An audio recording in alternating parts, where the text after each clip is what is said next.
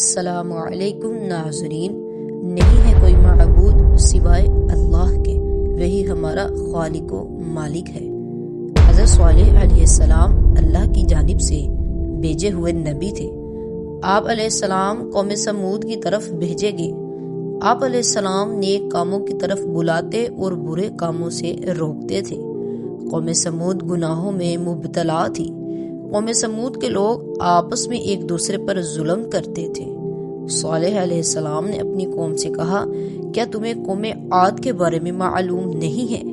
ان کا انجام کس طرح عبرت ناک ہوا اور اللہ نے کس طرح انہیں سزا دی۔ قوم سمود کا خاص پیشہ بھیڑ بکریوں کی پرورش اور تجارت تھی۔ قوم سمود دولت سے مالا مال تھی اور جسمانی طور پر قوی بھی تھی۔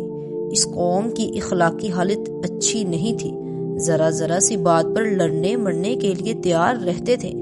بے گناہ لوگوں کو قتل کرتے تھے، کمزوروں کا مال ہضم کرتے، کمزوروں پر ظلم ڈھاتے، بتوں کی پوجا کرتے۔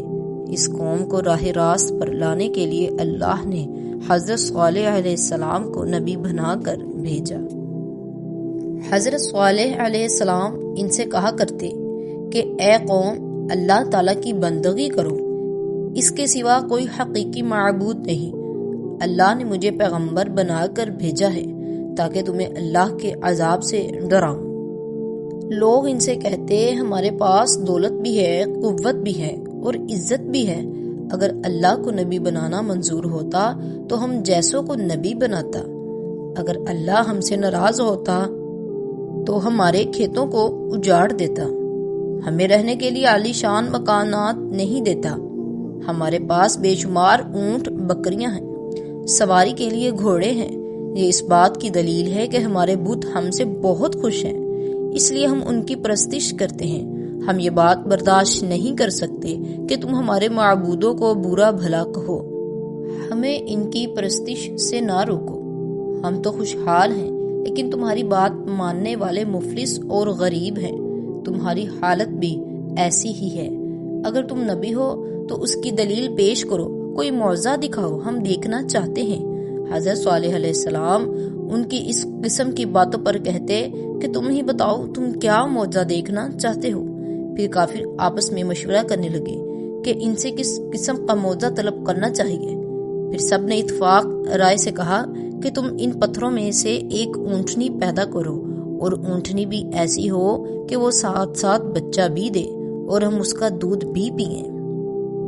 حضرت صالح علیہ السلام نے اللہ سے دعا کی۔ دعا جلد ہی قبول ہوئی۔ پتھروں کے اندر سے ایک اونٹنی نمودار ہوئی۔ اونٹنی بہت خوبصورت تھی۔ اونٹنی کے ظاہر ہونے کے بعد ہی اس جگہ گھاس اگ گئی اور ایک پانی کا چشمہ بھی جاری ہو گیا۔ اونٹنی نے گھاس کھائی، چشمہ سے پانی پیا، اسی ساعت کے اندر بچہ بھی جنا۔ اونٹنی دودھ بھی دینے لگی۔ کافروں نے جو معجزہ طلب کیا تھا سب پورا ہوا۔ پھر حضرت صالح علیہ السلام نے اپنی قوم سے کہا کہ تم لوگ جو چاہتے تھے اللہ نے پورا کر دکھایا، کیا تم اب بھی اپنی ضد پر اڑے رہو گے؟ کافروں نے کہا کہ ہم ایمان نہیں لائیں گے، نہ آپ علیہ السلام کی باتوں پر عمل کریں گے۔ کافر اونٹنی کو تنگ کرنے لگے۔ اونٹنی جب پیاس سے تڑپتی اور کنویں کے پاس جاتی تو اسے پانی پینے نہیں دیتے۔ بعد میں اونٹنی کو مارنے لگے۔ اس کا چلنا پھرنا دوبر کر دیا تھا۔ وہ اذیت کے مارے کراہتی رہتی، لیکن کافروں کو رحم نہیں آتا۔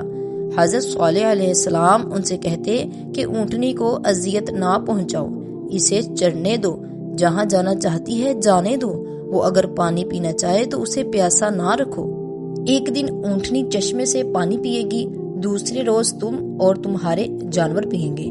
اس کے روزانہ کے معمول میں کوئی فرق نہ آنے دو۔ تم اللہ سے ڈرو اور اسی کی عبادت کرو۔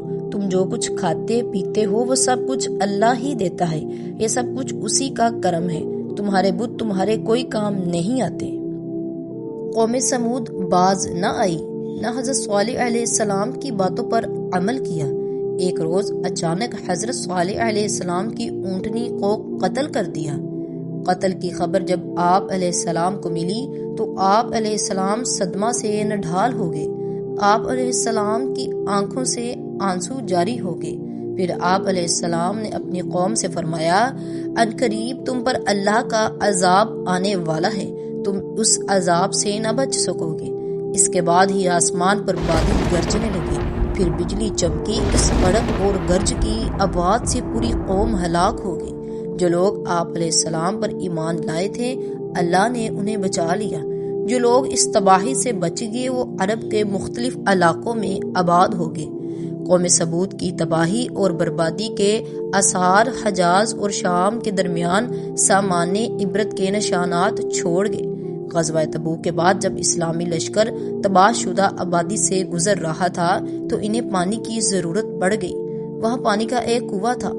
لشکر نے آٹا گوندنے کے لیے پانی لیا تو آپ صلی اللہ علیہ وآلہ وسلم نے فرمایا کہ جس بستی میں اللہ نے اپنا عذاب نازل کیا ہو اس جگہ کی کوئی چیز استعمال نہ کرو۔ محترم ناظرین، حضرت صالح علیہ السلام کی زندگی ہمیں صبر، استقامت اور اللہ پر کامل بھروسہ کا عظیم درس دیتی ہے۔ جب ان کی قوم نے سچائی کو ٹھکرایا، نشانیوں کا انکار کیا اور آزمائشوں میں مبتلا کیا، تب بھی حضرت صالح علیہ السلام نے صبر کا دامن نہ چھوڑا۔ وہ جانتے تھے کہ صبر صرف مشکلات اور برداشت کا نام نہیں ہے بلکہ اللہ کی رضا پر راضی رہنے اور ثابت قدم رہنے کا مظہر ہے۔ آج بھی اگر ہم اپنی زندگی میں ان کے اسوہ کو اپنائیں، صبر اور یقین کو اپنا ہتھیار بنائیں تو کوئی پریشانی ہمیں ہرا نہیں سکتی۔ اللہ کا وعدہ ہے کہ جو صبر کرتا ہے اس کے لیے بہترین اجر ہے۔ تو آئیے ہم صبر کو اپنی طاقت بنائیں، اللہ پر بھروسہ رکھیں اور ہر مشکل میں ثابت قدم رہیں، کیونکہ یہی کامیابی کی اصل کنجی ہے۔ اللہ ہمیں صابرین میں شامل فرمائے، آمین۔ اگر آپ اس طرح کی مزید تفصیلاً ویڈیو دیکھنا چاہتے ہیں تو ہمارے چینل کو سبسکرائب کریں اور ہمارے ساتھ جڑے رہیے۔